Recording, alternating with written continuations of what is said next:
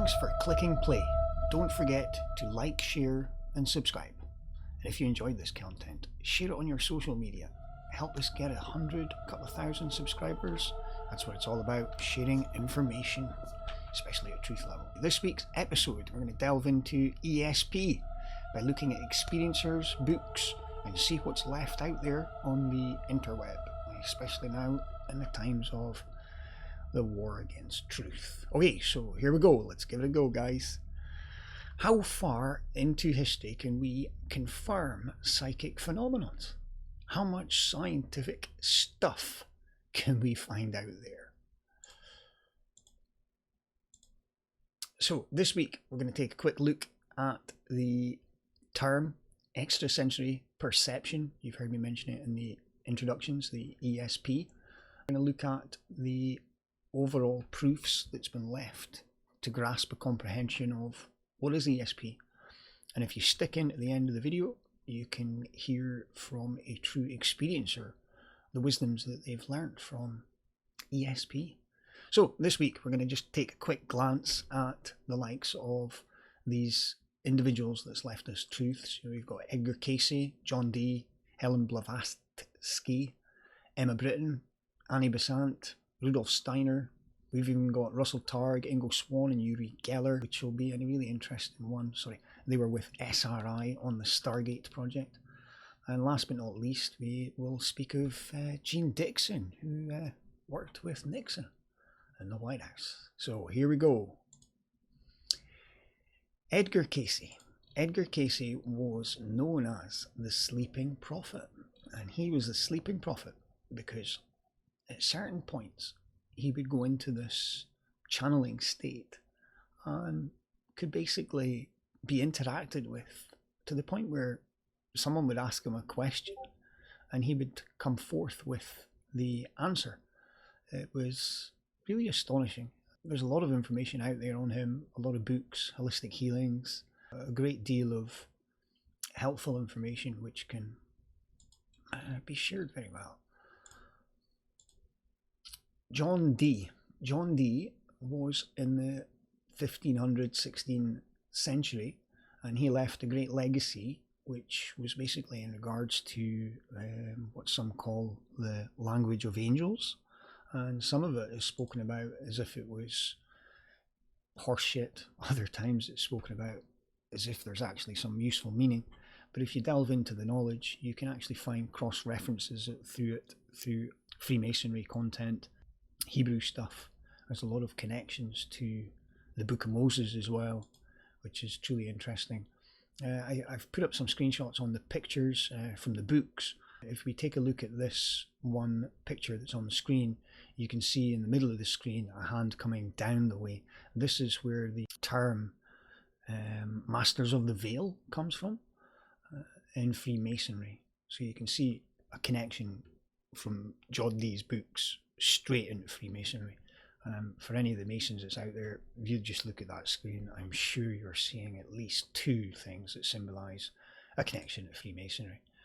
So there's the book. You can have a look, enjoy. Helen Blavatsky. Well, Helen has a great history. Just to summarize it as much as I can to keep the pace going for this video. Helen founded the Theosophical Society, and she founded it because when she went to the Freemasonries, they actually refused to let her join. And she was like, well, you know, I know all your secrets. I kind of know everything about you. So, well, sod you guys. And she just walked away from.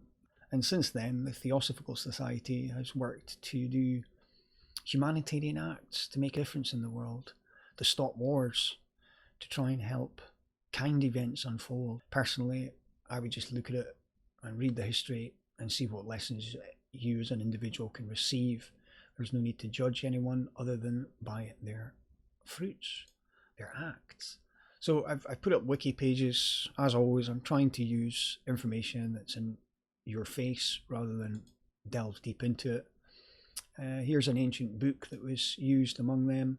Emma Britton. Emma Britton was partly connected to the Orphic Circle, and this was another channeling type of experiencers, mostly priests, bishops, all connecting to the royal families and some of their experiencers. Truly someone worth looking into. Annie Besant, who did great works for them and tried to expand wisdom knowledge for the greater good of all. Another few wiki pages for you guys, just to the book, The Law of the Higher Self from Annie. Very good read. There's some insights for it.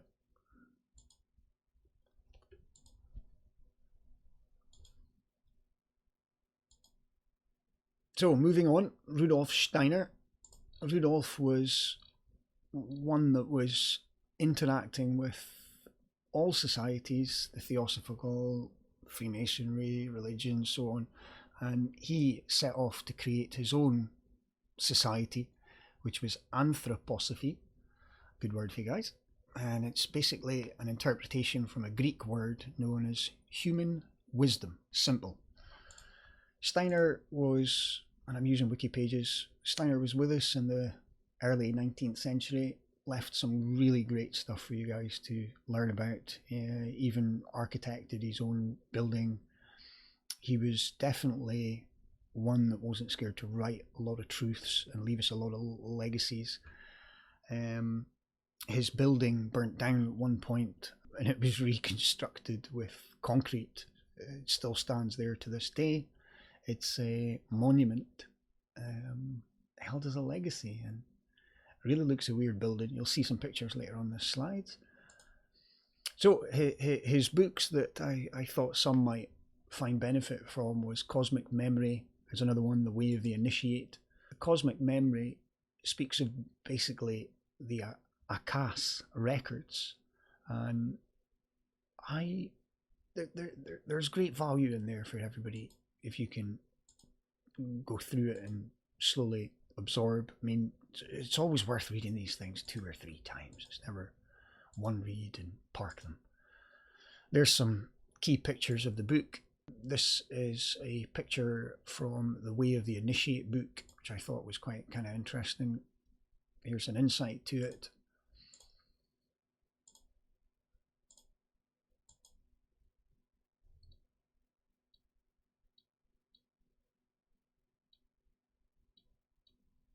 I don't want to hold up a lot of everybody's time. I just want to push through the slides and give you the content as quick as we can. Not in a rushful way, but in a useful way. Here we go. So the, and you can try and pronounce this one, but it's a building. It was basically constructed in 1923. This was the one I was speaking about that burnt down. Looks pretty cool. Definitely not to everybody's cup of tea, or shall we say. Very unusual building. Worth investigating. So, Anthroposophy Society, truly something worth looking into and reading a little bit about. You can find about his 8th Sphere knowledge and what was coming for mankind and why he felt he had to do what he did and the wisdoms that he left. Very, very interesting man to read about. So, moving on, and this is the main reasons to get to the end of the presentation. Stanford Research Institute. In the 70s, they set out with a small project to investigate psychic phenomena. And if we just consider for a minute that the SRI was given government money, funding, to figure out if psychic's true. So if you can imagine, to start with, they were probably given a couple of $100,000, said, give us some proof and we'll continue to give you money. Well, just with that thought, they were funded for about 20 years and they trained a lot of people on scientific procedures on how to remote view, on tapping into these extrasensory perceptions. And there's countless other governments that's done the same. It's truly amazing to think of the level of effort that they've gone to, but yet they don't publish this information readily available. So SRI project, it was known as the Stargate project, and it was funded for 19 years, 20 plus years. So here's their definitions of what the Stargate was all about and why it led to what it led to. E.S.P has a lot of attributes to it. And I think to start with, they were trying to break it down, give ourselves an insight to what could be used for. I also, with the research, have come to a knowing that the USA, this SRI project was funded to be ahead of the game of other governments. The likes of China, they had their super psychics. Russia as well, they had their own remote viewing guys. And well, here in Britain, you can see that they have E.S.P going back to the late 15th century, completely documented. So Russell Targ and the SRI project. Russell was the team leader for the project and has brought all the information about E.S.P, Ingo Swann, to light. And this last year, 2019, he produced a film called The Third Eye Spies. Very, very truly worth clicking buy or download or something. Just watch it. Learn about what he's sharing, which is his history into the magic show. Truly something worth enjoying. So Russell Targ and Dark Journalist, they had a few interviews last year in regards to promoting the movie and got to ask him a lot of good questions. So I would check out Dark Journalist's YouTube channel for that interview. Definitely recommend it. There's your Super Spies of China, another book worth reading. More confirmations on psychic abilities, remote viewing. Ingo Swann, well, stay tuned and we'll listen to Ingo Swann a little in this presentation. I have a clip to share, which I've cut pieces out to share the most important messages from Ingo. Ingo wrote a book 1990s, 1980s. He had to wait for 10 years before he could present anything to public, and his way around it was to write 2 books. He wrote one called Penetration, and Ingo, he defines penetration as to pass into or through, to enter by overcoming resistance, to pierce, to see into or through, to discover the inner meaning or content of, to pierce something with the eye or mind, having the power of entering, piercing, or pervading, the act of entering so that actual establishment of influence is accomplished. And this is just extractions taken from his book. There's definitely a lot of wisdom left from Ingo, and I would download the book, give it a read. It's an insight I think everybody could be doing with at this point. So Uri Geller, he was a man that visited the SRI. We can find interviews that Russell Targ confirms meeting Ingo and Ingo going over there to be tested to see his psychic phenomenon. And for those of you, not the man that bent spoons mentally, and he used to walk into, and this is recorded on TV, he used to walk into a room, and when he would bend a spoon, everybody that had a watch on, the watch just stopped. And that was while he was applying energy to a spoon. So finishing up, Jean Dixon, she has her own books. I would Google that name. She was the psychic for Richard Nixon, and she's published several books, one of which is Does Cats Have ESP? And truly someone worth investigating and enjoying. Well guys, thank you for tuning in so far. We're going to head on over to the clips. Don't forget to click share, like, subscribe, share on your social media. Thank you. Here we go, over to Ingo Swann. When you put the pieces together, you come up with a story, right? That's right. Okay. So the way to not come up with a story is to prevent the pieces from being put together. I love reading between the lines, and boy, you sure have lots of good reading between those lines for us. Think of this in terms of science fiction. You have to think of it in terms of real phenomena. And real phenomena are acting differently from how these things are presented in science fiction. So... Did you scare the people you worked for? Sure. I mean, I didn't set about to do that, but, you know, For instance, all through 1973, 72 and 73, people would come from Washington to talk with Puthoff, but they wouldn't want to talk with me. They wouldn't even eat lunch with me because they were afraid I could read their minds. Could you? Well, sometimes. And I said, well, what can I do about this? So I had to eat lunch alone. I had to go to this little cheapo cafeteria while they sat in the dining room over there and talked about me. Well, that's going to engender some resentment right there. Well, I don't care. I mean, to hell with resentment, I mean, if there's going to be resentment, everybody's supposed to row the same boat on a project, right? Sure. And if they don't do that, I'm going to go watch the grass grow somewhere. Once you activate, let's say that when you go into a training program, let's say we have a full spectrum, a 100% spectrum of sensing faculties, okay? Yes. And in the normal case, 10% of them have been activated, and the other 90% have been barriered or kept unactivated. Mm-hmm. So you go into a consciousness, awareness, perceptual training system that is the essential goal of which is to enhance perception and awareness, okay?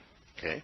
So you start doing that, and then above this initial 10%, other sensing systems begin to become activated, okay? So the more these get activated, the more you start sensing everything. You're not just confined to the initial 10%. So yes, there are beings around, there's telepathy, there's this and that and so forth and so on. So you activate the thing that has been done is you've expanded awareness by these training programs, and to the degree that you've expanded awareness in this or that direction, you'll begin to sense other things besides what you're supposed to. And I bet the military hated that. Yes. Well, everybody hated it, I mean,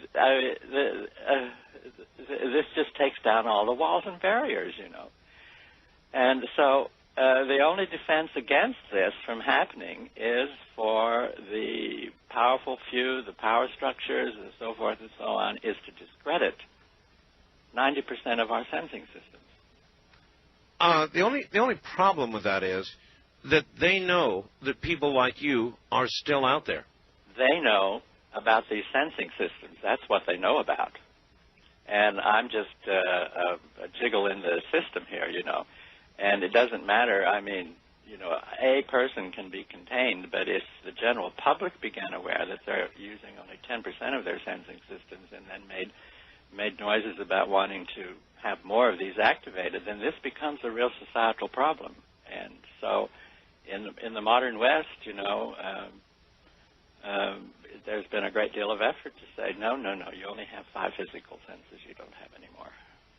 And so the make-break point is between whether you accept that or you don't accept it. If you don't accept it, then these other sensing systems are likely to turn on in a random way. Well, I know, but still, the knowledge of the powerful that there are people like you out there would be unacceptable unless you had come to some accommodation with them. Well, I mean, if they can harness you to use for their purposes, then I guess you'd be dragged into the inside. But you see, I'm too really stubborn for that. That's what I mean. You're not harnessed now. So in terms of other people, there was a very famous psychic, I guess we should call him that, in Poland at the turn of the century, named Osowiecki. And he just outdid me in every direction, And when the Germans at that time became aware of him, and they said, you have to come and work with us, that he wouldn't do it. And so he didn't have too much more time to spend among us.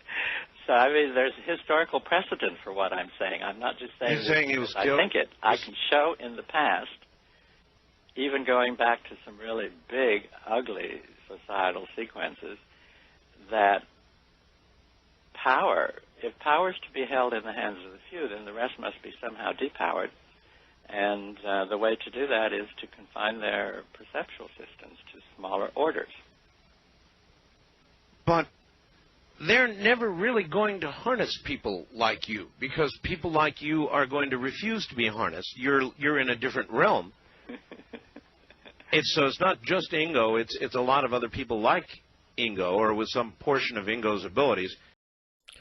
Don't forget, guys, the last part is always the best part.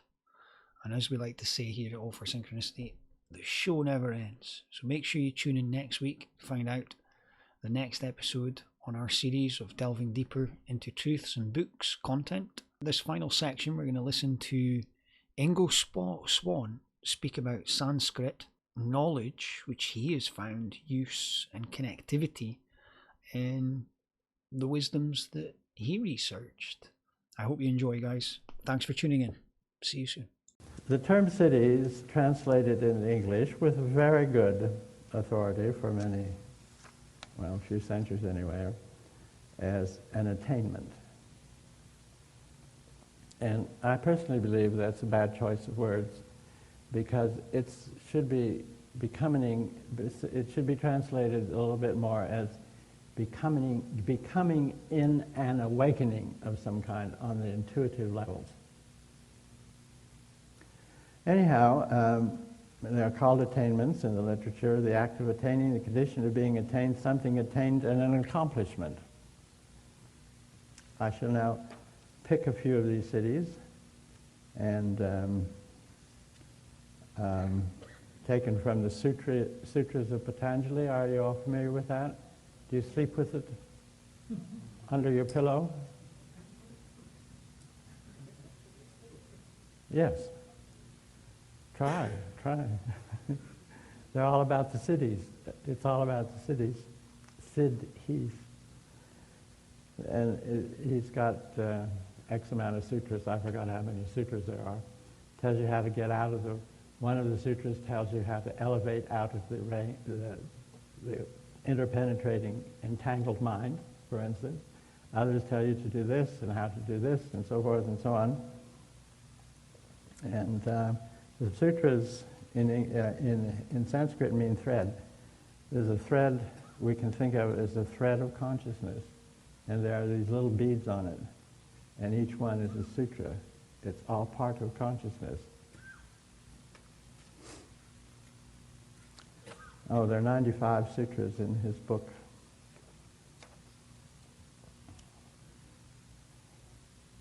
There's one sutra, siddhi, that is called Trikala Jnani Siddhi. And the least complicated way of defining this siddhi is given as attainment of knowledge, knowing of past, present, and future via divining deeply into an object, premonition, phenomenon, or idea. Do you know how to do that?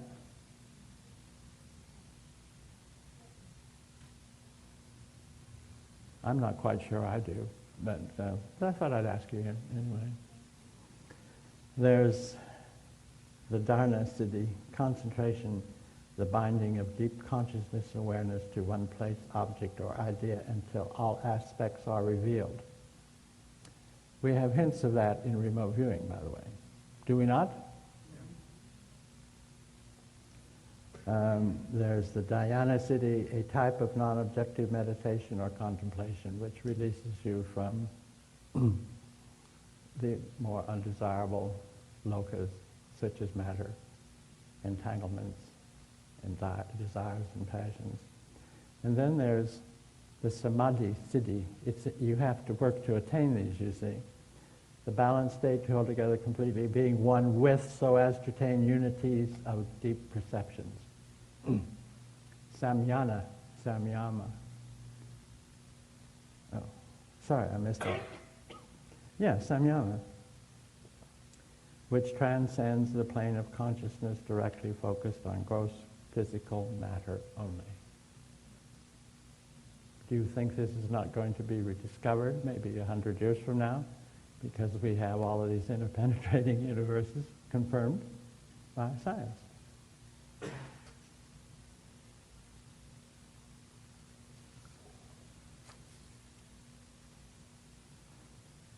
Okay, there are also the cities that reflect Sanskrit knowledge of telepathy, of precognition, of